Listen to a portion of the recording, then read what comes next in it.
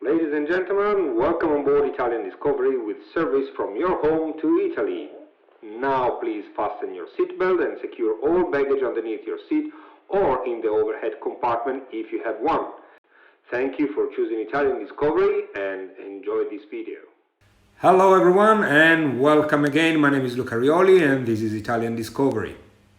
As you can imagine, we are still in quarantine and probably the most asked question it is which is the typical tour of Italy? Can you give us a suggestion? Can you give us an itinerary, an idea? Of course, everyone knows Italy, everyone knows which are the most beautiful things to see in Italy, or the most famous, the main city, the art city, Venice, Florence, Rome, and whatever. But this is probably the question that I've been always asked by all the travel professionals and the people that I've met and encountered during my life when I was telling that I'm working the travel business. And thinking about that, I had the time to rethink about all the itineraries, and I thought that probably the tour, the most important tour, the tour number one, where everything is started in Italy, the tourism in Italy actually, is the Grand Tour. The Grand Tour that was famous during the 17th centuries. But before we go through all the details, let's roll the intro.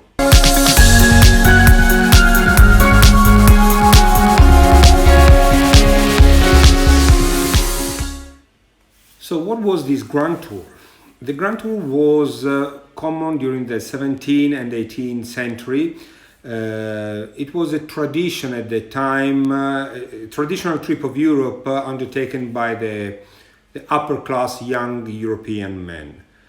And why they were doing this tour? The reason mainly was because they wanted to expand their culture, their knowledge, and which best way to do that rather than traveling. So already at that time, traveling was an important part of getting to know places, different culture, exchanging experience, and of course growing up in all the different aspects of the life. The itinerary was different depending from where they were departing. Of course, people coming from Germany or from United Kingdom, from France. One of the only common things, it was that all the tour were coming to Italy and ending in Italy. The reason are mainly because, of course, Italy, especially at that time in Europe, it was the cradle of all the arts, culture, and history, and all the different kind of history from the Renaissance and to the Roman Empire, going all the way south to Sicily, to the Greek.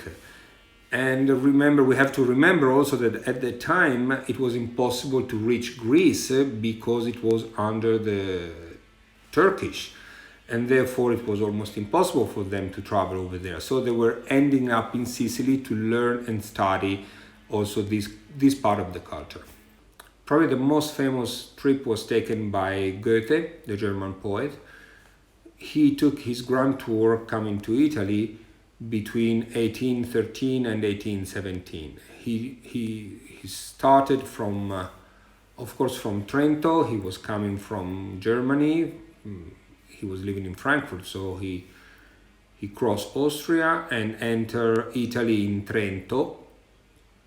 Then he went down to Verona, Venice, all the way down to Emilia-Romagna, Florence. Then finally he got to Rome. He was in love with Rome. He really wanted to see the eternal city.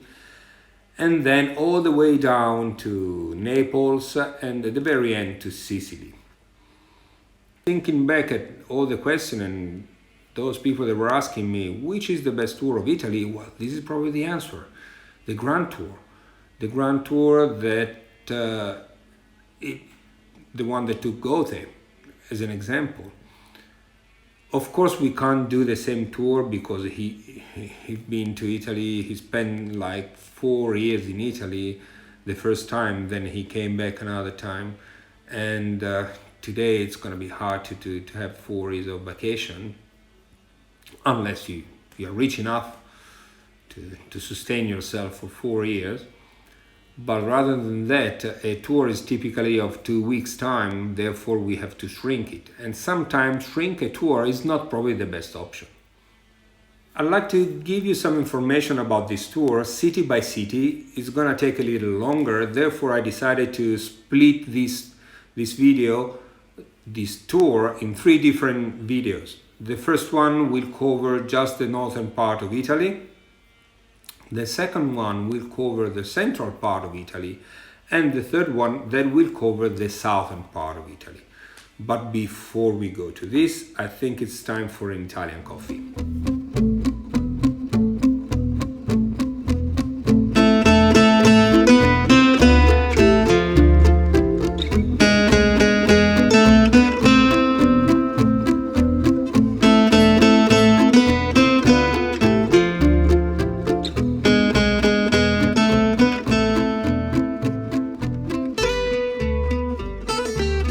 Okay, here we are back, and this is my coffee. Well, this is Italian espresso, of course. It's not American coffee or filter coffee, but it's really good for me right now.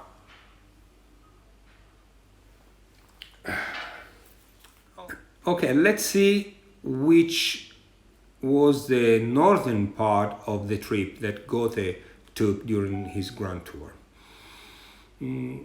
He crossed the border in Trento, and then he reached the Garda Lake.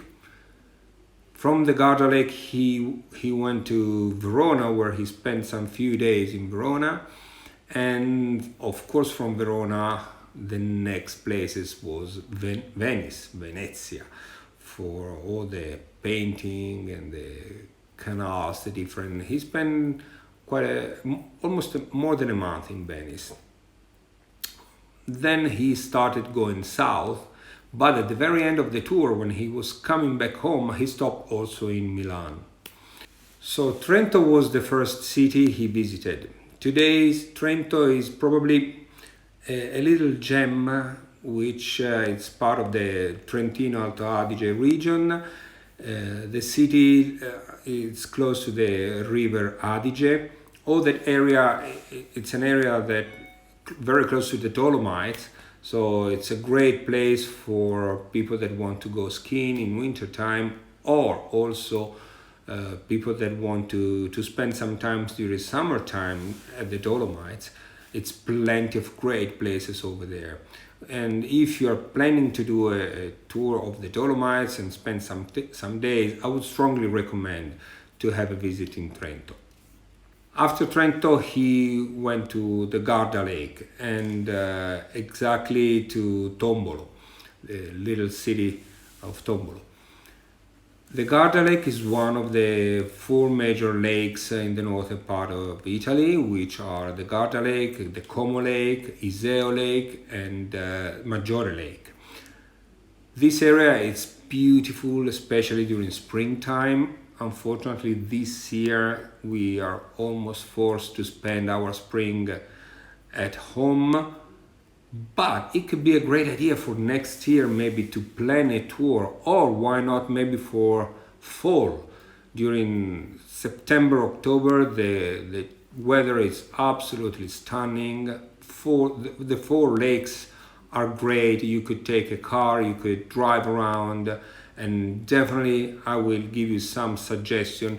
If you look in the description underneath here, I will make sure to include all the links for all the cities and the destination that we are talking about in these videos. From the Lake of Garda, he went to Verona. Verona is probably, I have to say, one of my favorite town in Italy. I'm from Florence, I'm Florentine, and I have to say that probably Verona is the closest for me to where I grew up. Florence, because it's a city is not too big, it's not too small. There is everything in there. It's easy to live. It's not too chaotic, and it's full of art and history. The most important monument, well known all over the world, definitely is the arena in Verona. The arena in Verona is this Roman amphitheater, still intact. It's definitely smaller than the Colosseum, but the good part is that it's totally intact and well preserved. During the opera season, you can spend maybe a nice weekend in Verona. You could have a nice hotel.